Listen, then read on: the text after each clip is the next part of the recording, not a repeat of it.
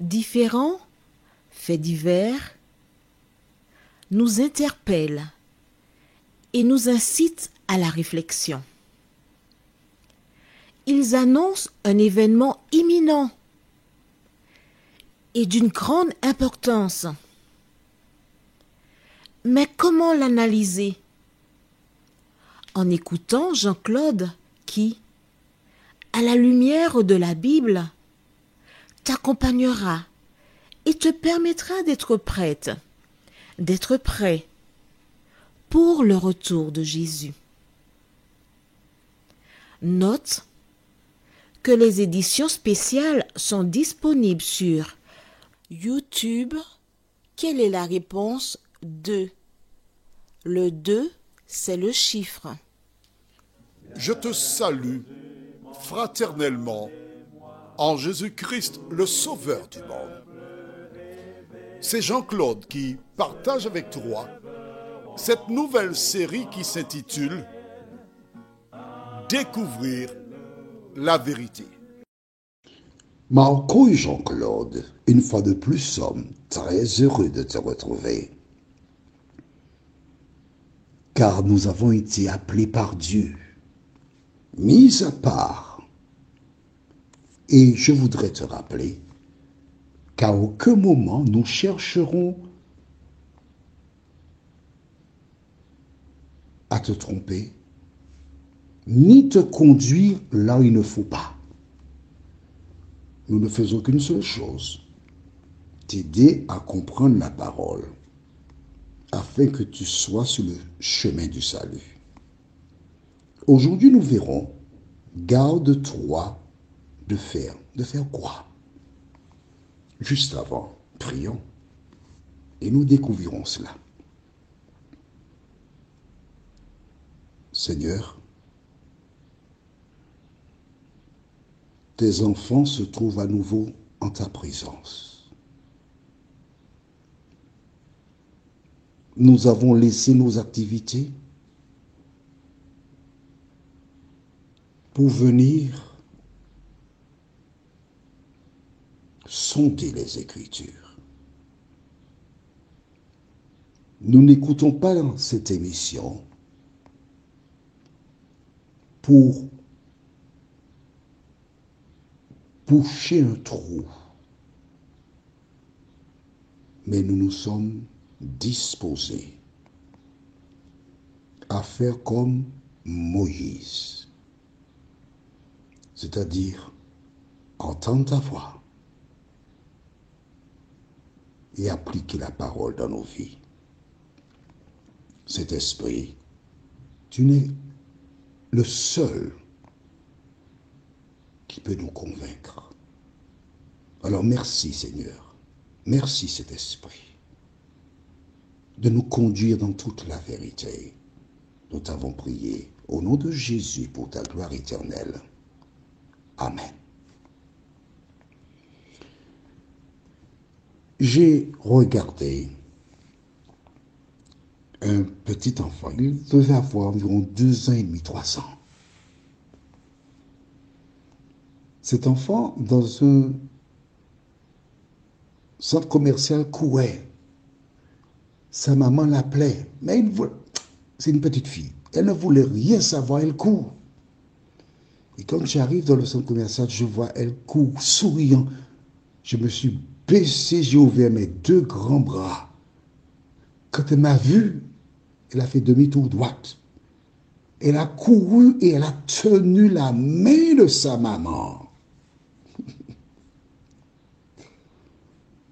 Et quand je suis sorti du centre commercial, elle était là avec sa maman. Quand elle m'a vu, elle a été se cacher derrière sa maman.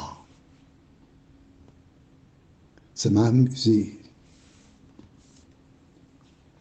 Mais cet enfant par son attitude, m'a donné l'image d'un enfant de Dieu.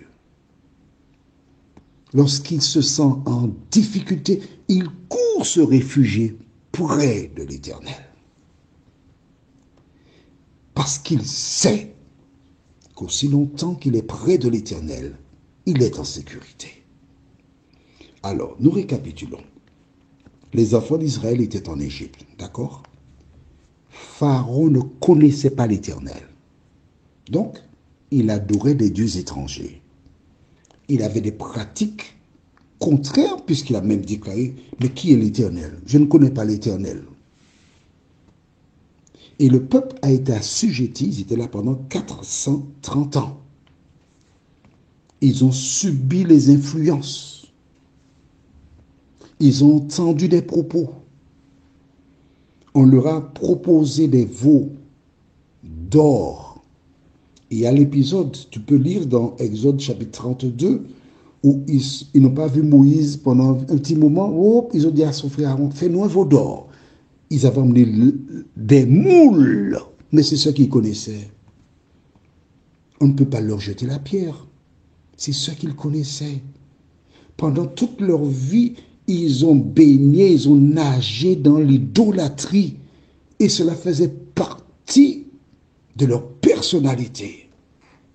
Mais entre le moment où ils sont sortis d'Égypte et l'entrée en Canaan, cette période-là était là pour les aider à se débarrasser de toutes ces pratiques et laisser Dieu faire d'elles de nouvelles créatures. Est-ce que tu as compris ça? Toi, tu étais dans le monde, ou peut-être que tu es toujours dans le monde, hein, en Égypte. Et pour un jour hériter la vie éternelle, il te faut laisser l'Égypte. Et certaines pratiques qu'il y avait en Égypte, tu dois les abandonner. Comment? En lisant la parole pour savoir ce que Dieu demande. Exemple, nous avons vu dans Exode 12, l'épisode de la Pâque, où Dieu avait dit de prendre un agneau mâle, sans défaut, d'1 an. Et la Pâque, c'était, en ce temps-là, l'animal qui était rôti, du pain sans levain et des herbes amères. Maintenant, on te propose une Pâque différente. Que dois-tu faire? Eh bien, tu dois dire non, la Bible n'a jamais parlé de cette Pâque-là. Pourquoi? Parce qu'on a enlevé l'essentiel de la Pâque. L'essentiel, c'est quoi? Jésus, l'agneau de Dieu qui ôte les péchés du monde. Plus tard, quand Jésus vint, en mourant sur la croix, cette loi-là a été abolie. C'est cette loi-là qui a été abolie. À partir de la mort de Jésus, nous n'avons plus besoin de sacrifice. C'est fini ça. Ce dont nous avons besoin, c'est de reconnaître, abandonner, demander pardon à Dieu. Il jette les péchés au fond de la mer, il ne s'en souvient plus. C'est comme si nous n'avions jamais péché. Et nous continuons à le glorifier. Dieu donc donna des ordres afin d'enrayer le désordre. Et nous lisons dans Exode chapitre 34, les versets 10 à 17. L'Éternel répondit, « Voici, je traite une alliance. Je ferai en présence de tout ton peuple des prodiges qui n'ont eu lieu dans aucun pays et chez aucune nation. Tout le peuple qui t'environne verra l'œuvre de l'Éternel, et c'est par toi que j'accomplirai des choses terribles. » On s'arrête ici. Tous les peuples, est-ce que tu as vu? Qui t'environne verra l'œuvre de l'Éternel. Alors, qu'est-ce que ça veut dire? Quand Dieu appela Abraham, qui devint plus tard Abraham, il était question que de sa descendance naîtrait le Christ, le sauveur du monde. C'est fait. Mais tu vois que bien longtemps avant la naissance du Christ, parce que là on est dans Exode, on est dans l'Ancien Testament, et Jésus apparaît qu'à partir du Nouveau Testament. En fait, c'est Jésus qui fait démarrer le Nouveau Testament. Dieu voulait que le peuple d'Israël, par sa conduite, révèle l'Éternel des armées. Et oui, voici pourquoi il a choisi Israël. Oui. Israël était l'ambassadeur, le représentant de Dieu. Il fallait que les peuples qui environnent voient. Ce qui veut dire que Israël doit et était différent des autres peuples. Pourquoi? Parce qu'Israël était la lumière et les autres étaient les ténèbres. Alors nous continuons notre lecture qui est fort intéressante, notre étude en même temps. Que voyons-nous? Verset 11. Prends garde à ce que je t'ordonne aujourd'hui. Voici, je chasserai devant toi les Amoréens, les Cananéens, les Éviens, les Phérésiens, les Éviens et les Jébusiens. Garde-toi de faire alliance avec les habitants du pays où tu dois entrer, de peur qu'il ne soit un piège pour toi. Au contraire, vous renverserez leurs autels, vous briserez leurs statues et vous abattrez leurs idoles. Tu ne te prosterneras point devant un autre Dieu, car l'Éternel porte le nom de jaloux. Il est un Dieu jaloux. Garde-toi de faire alliance avec les habitants du pays, de peur que, se prostituant à leur Dieu et leur offrant des sacrifices, ils ne t'invitent et que tu ne manges de leurs victimes, de peur que tu ne prennes de leurs filles pour tes fils et que leurs filles se prostituant à leur Dieu n'entraînent tes fils à se prostituer à leur Dieu. Tu ne te feras point de Dieu en fonte. Et nous arrêtons ici. Les autres nations avaient des pratiques. On a vu que les Égyptiens avaient des veaux d'or, etc. Mais les autres aussi. Parce que le diable a toujours interpellé, incité les gens à faire le contraire de ce que Dieu a donné. Déjà du temps des Romains et autres, les gens adoraient le soleil. Le soleil qui, en anglais, ça s'appelle Sunday, jour du soleil. Les Aztèques adorent le soleil, etc., etc. Dieu dit à son peuple, attention, vous arriverez là, mais vous ne devez pas faire comme les autres. Vous êtes différents. Ne vous mélangez pas aux autres. Ne suivez pas leurs coutumes, parce qu'ils seront un piège pour vous. Et il va loin en disant qu'en adoptant les pratiques de ces personnes, c'est une prostitution. Pourquoi? Parce que l'Église de Dieu, le peuple de Dieu, la Bible déclare, c'est une vierge. D'accord? Donc l'Église de Dieu est considérée comme une femme. Et laisser Dieu pour aller vers d'autres dieux, c'est de la prostitution. Dieu dit donc, vous ne ferez pas cela. Et vous ne ferez pas d'idole.